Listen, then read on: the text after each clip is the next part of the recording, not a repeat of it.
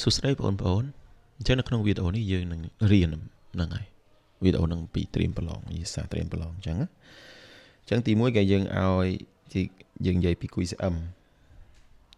រូបជ្រើសរើសអញ្ចឹងសំណួរទី1គេឲ្យយើងរកមេគុណនៃឯកធាតុដក 7x ការ៉េ y គីបក្នុងការរកមេគុណនៃឯកធាតុយើងរកបែបម៉េចហ្នឹងហើយអញ្ចឹងយើងគ្រាន់តែផ្ដោតទៅលើតម្លៃលេខនៅក្នុងកន្សោមនឹងទៅបានហើយតម្លៃលេខមិនទៅ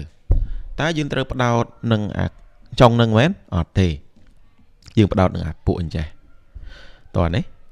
ចុងនេះគេហៅនិទុសនតែពេលលេខដែលមានទាំងសញ្ញាមានអីនេះគេហៅថាមេគុណអញ្ចឹងមេគុណវាស្មើប្រមាណ7ណាបាទអញ្ចឹងយើងយកចម្លើយ C ចំពោះលេខ2ចូលជ្រើសរើសឯកធាតុដែលដូចគ្នាទៅនឹង 5x គីប y អញ្ចឹងឯកធាតុ2ដូចគ្នាកាលណាផ្នែកអថេវាដូចគ្នាយល់បានទេកូនភ្លោះយើងនិយាយថាកូនភ្លោះមួយម៉ាត់ចុះកើតថ្ងៃតែមួយហ្នឹងកើតបន្តគ្នាបន្តិចមុខស្តៀងគ្នាឯកធាតុដូចគ្នាក៏អញ្ចឹងដែរវាមានអីគឺវាមានផ្នែកអថេអញ្ចឹងផ្នែកអថេហ្នឹងសំដៅលើអីនេះមកកណាត់ក្រោយនេះផ្នែកអក្សរដែលវាមានអញ្ចឹងផ្នែកអក្សរវាមានហ្នឹងអីគេគឺ x គីប y អញ្ចឹងយើងមើលទាំង4នេះមួយណាដែលមាន x គីប y គឺនេះ b អញ្ចឹងចម្លើយ b ចំពោះលេខ3គេឲ្យបំពេញចន្លោះដើម្បីឲ្យ x ការ៉េដក 12x បូកចុចជាការ៉េប្រកបអញ្ចឹងកាលណាយើងមាន2តួបែបនេះយើងមិនចាំបាច់សាំញ៉ាំច្រើនទេយើងគ្រាន់តែយើងយក12ចែកនឹង2មក12ចែក2ស្មើប៉ុន្មាន6បាទអញ្ចឹងយើងត្រូវការតែ6ការ៉េទេហ្នឹងអញ្ចឹង6ការ៉េកន្លែងត្រូវដាក់6ការ៉េអញ្ចឹងចម្លើយរបស់យើងគឺ C ណាកន្លែងហ្នឹងបើសិនជាវាមានតម្រងបែបហ្នឹងមានន័យថា x ការ៉េដកហ្នឹងហើយដក2ax បូកឲ្យ a ការ៉េវាស្មើជាមួយនឹង x ដក a លើកជាការ៉េអញ្ចឹងមូលហេតុដែលខ្ញុំយកចែក2ដើម្បីរក a នេះតោះនេះតម្រងវាបែបហ្នឹងនិយាយស្រួលស្ដាប់ទៅចំពោះលេខ4គេឲ្យ x ការ៉េដក49ចែកនឹង x បូក7តើមានផលចែកហ្នឹងវាស្មើនឹងប្រមាណនៅក្នុងករណីនេះx ការ៉េដក49ចែកនឹង x បូក7យើងអាចធ្វើចេះ x ការ៉េដក49វាស្មើអីកន្លែងនេះខ្ញុំនិយាយថាស្មើមកប្រាវហ្នឹងមានន័យថាម៉េចមានន័យថាយើងអាចប្រើរូបមន្តដែលយើងធ្លាប់រៀនកន្លងមក a ការ៉េដក b ការ៉េមានចាំទេ a ការ៉េដក b ការ៉េវាស្មើនឹង a ដក b កតានឹង a បូក b អញ្ចឹងអានេះយើងទាញបាន x ការ៉េដកឲ្យ7ការ៉េអញ្ចឹងវាបានអីវាបាន x ដក7កតាឲ្យ x បូក7តោះនេះអញ្ចឹងបើសិនជាអានេះចែកជាមួយនឹង x បូក7អានេះចែកជាមួយនឹង x បូក7អានេះចែកជាមួយនឹង x បូក7អញ្ចឹងនៅសល់អីនេះនៅសល់ x ដក7ទេអញ្ចឹងចម្លើយ A យល់បានទេនិយាយឲ្យស្រួលស្ដាប់ខ្លីហ្មងយើងគ្រាន់តែធ្វើ x ការ៉េដក49ចេះបាទអញ្ចឹងវាស្មើជាមួយនឹង x ការ៉េដក7ការ៉េអញ្ចឹងវាស្មើប៉ុន្មាន x ដក7កតាឲ្យ x បូក7អញ្ចឹងបានន័យថាបើ x ការ៉េដក49ចែក x ដក7គឺយើងទទួលបាន x បូក7ឬក៏យើងយក x ការ៉េដក49ទៅចែក x បូក7វិញគឺបាន x ដក7យល់បានទេហ្នឹងអញ្ចឹងដល់គ្នាវាអាចនឹងបបាក់ស្ដាប់បន្តិចឧទាហរណ៍ចេះឧទាហរណ៍ថា6វាស្មើ3កូន2មែនទេអញ្ចឹងយើងអាចនិយាយថា6ចែក3បាន2ឬក៏6ចែក2បាន3វាប្រច្រាស់គ្នាបានអញ្ចឹងអ្នកនរគ្នាកន្លែងហ្នឹងប៉ុណ្្នឹងឯងអញ្ចឹងចំពោះទី5តម្លៃភាពពិតនៃសំណើហ្នឹងតើស្មើប្រមាណអញ្ចឹង4កូន2ស្មើ8 5ដក2ស្មើ1សំណើហ្នឹងវាពិតអានេះចុះបើអានេះពិតទេអត់ពិតទេអញ្ចឹងកាលណាសំណើ2ភ្ជាប់គ្នាដោយឆ្នាប់នឹង ខ្លាយទៅជាសំណើមួយថ្មីទៀតបើសិនជា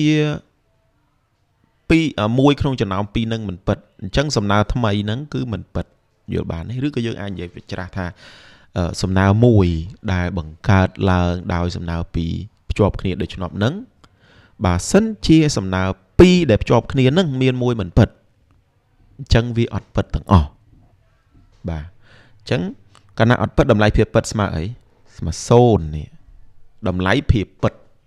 ដល់គ្នាពេលប្រឡងកុំច្រឡំតម្លៃភាពពិតគឺលេខ1លេខ0អីណាតែបើសិនជាខ្ញុំសួរថាតើវាពិតឬមិនពិតអត់មានតាក់ទងនឹង10ទេការចេញ10លុះត្រាតែការសួររបស់គេមកគេសួរតម្លៃបានយើងបញ្ជាក់តែបើគេមិនសួរតម្លៃទេកុំឲ្យសោះដាក់10ហ្នឹងព្រោះសំណួរវាអាចមានដូចទី6គេថាសំណើឃើញណាសំណើពេលនាំឲ្យគួយមិនពិតលុះត្រាតែអញ្ចឹងករណីហ្នឹងយើងឆ្លើយតែពិតមិនពិតតែអត់មាន10ទេណាលុះត្រាតែអីពេលពិតគួយពិតពេលពិតគួយមិនពិតពេលមិនពិតគួយពិតហើយពេលមិនពិតគួយមិនពិតអញ្ចឹងតើមួយណាគឺចម្លើយ C មែនទេពេលពិតគួយមិនពិតអញ្ចឹងពេលនាំឲ្យគួយយើងអាចមើលមេរៀនបានទី7យើងពន្លាតកន្សោមដល់គ្នាចេះហើយអាកន្លែងហ្នឹងយើងពន្លាតទៅបាទ x ដូចខ្ញុំធ្លាប់បញ្យល់អញ្ចឹងយើងពន្លាតមួយទៅកុំលឿនពេក x កតាឲ្យ x បូក6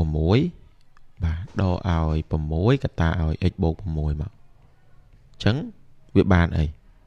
x ការ៉េបូក 6x ដក 6x នេះដក6គុណ x ដក 1x ដក6គុណនឹងបូក6វាចេញដក36អានេះអស់អញ្ចឹងចម្លើយវាចេញ x ការ៉េដក36អញ្ចឹងទីម៉ាន C ណាបាទ C សម្រាប់ទី8ក្នុងសមីការបន្ទាត់ y ស្មើ x បូក b តើ a គេហៅថាអីចំពោះ a បើយើងហៅវាគេហៅថាជាមេគុណប្រាប់ទិសហ្នឹងមេគុណប្រាប់ទិសដែលមេគុណ x ហ្នឹងជាមេគុណប្រាប់ទិសទី9ចំណុចកណ្ដាលរវាង2 4ហើយនិង4 2មានគណនាម៉ាត់កាលណាគេនិយាយអញ្ចឹងតើយើងគួរធ្វើម៉េចខ្ញុំតែងបញ្យល់ពួកយើងថាកាលណាគេសំដៅទៅលើគូ ordinate គឺគេសំដៅលើ abscisse ហើយនិង ordinate ក្នុងការរកហ្នឹងអញ្ចឹងចំណុចវាមាន abscisse ហើយវាមានអីគេ ordinate តើ abscisse ហ្នឹងវាបែបម៉េច ordinate ហ្នឹងវាបែបម៉េចហ្នឹងហើយអញ្ចឹងខ្ញុំចង់ប្រាប់ថា abscisse ចាabscisse របស់វា abscisse របស់ចំណុចកណ្ដាលហ្នឹងដែលខ្ញុំតាំង xi ចុះជាចំណុចកណ្ដាល abscisse របស់ចំណុចកណ្ដាលអា2គ្រឿងនេះគឺវាស្មើ abscisse អា2នេះបូកគ្នាចែកនឹង2តោះណាអញ្ចឹងវាស្មើប្រហែល3ចុះ y ordinate របស់ចំណុចកណ្ដាលអា2ហ្នឹង3ដូចគ្នា4បូក2ចែក3អញ្ចឹងវាស្មើចែក2អញ្ចឹងវាស្មើ3អញ្ចឹងចម្លើយយើងគឺ BB ឬក៏ទាំងអស់គ្នាមិនបាច់តែសាំញ៉ាំ XE YE ក៏បានដែរយើងរកអានេះយើងថាឥឡូវអានេះបូកអានេះ6ចែក2បាន3ចែក2បាន3ដែរអញ្ចឹងចំណុចកណ្ដាលវា3 3ប៉ុណ្ណឹងក៏បានដែរកុំឲ្យសាំញ៉ាំណាហ្នឹងហើយវាយើងមានជំរឿនក្នុងការធ្វើលំហាត់បាទទី10មេគុណប្រាប់ទិសនៃបន្ទាត់ដែលកាត់តាម1 1 2 3ស្មើអីខ្ញុំធ្លាប់បានបញ្យល់ពួកយើងម្ដងតាក់ទងទៅនឹងការរកមេគុណប្រាប់ទិសនៃបន្ទាត់ដែលកាត់តាម2ចំណុចហ្នឹងហើយកាត់តាម2ចំណុចហ្នឹងអញ្ចឹងយើងគ្រាន់តែយកអីមានចាំហ៎ m យើងយកនេះអា y របស់អានេះដកអានេះចែកជាមួយនឹង x អានេះដកអានេះអញ្ចឹងវាស្មើប៉ុន្មានវាស្មើជាមួយនឹង2លើ1អញ្ចឹងចម្លើយវាស្មើ2បាន B ហ្នឹងហើយកុំភ្លេចណាហ្នឹងខ្ញុំអត់ហ៊ាននិយាយថាចាញ់ប្រឡងឬអត់ទេប៉ុន្តែយើងរៀនមើលបន្តិច ចំពោះទី11គេឲ្យ D អងឬក៏ D1 ស្មើប៉ុណ្ណឹងស្របនឹងបន្ទាត់នោះគេទាញបានអីកាលណាគេនិយាយគេទាញបានអីមានន័យថាគេសំដៅទៅលើលក្ខណៈរបស់បន្ទាត់ពីរស្របគ្នាអញ្ចឹងបន្ទាត់ពីរស្របគ្នាតើមានអ្វីកើតឡើងចាំបន្ទាត់ពីរស្របគ្នាគឺសម័យកាលបន្ទាត់ទាំងពីរហ្នឹងវាមានមេគុណប្រាប់ទិសតម្លៃវាស្មើគ្នាឬក៏តម្លៃរបស់មេគុណប្រាប់ទិសនឹងវាស្មើគ្នាអញ្ចឹងអានេះមេគុណប្រាប់ទិសរបស់ D1 តែពេលអានេះមេគុណប្រាប់ទិសរបស់ D2 គឺ K អានេះ3អញ្ចឹងបើសិនជាអា2ហ្នឹងវាស្របគ្នាយើងទាញបានអី K ស្មើ3តោះនេះកន្លែងហ្នឹងអញ្ចឹងយើងទាញបាន C K ស្មើ3អញ្ចឹងទៅចំពោះលំហាត់សរសេរទី1ខ្ញុំសូមកាត់បន្តិចកន្លែងនេះយើងចូលវីដេអូមួយទៀតអរគុណច្រើនដែលបានទស្សនា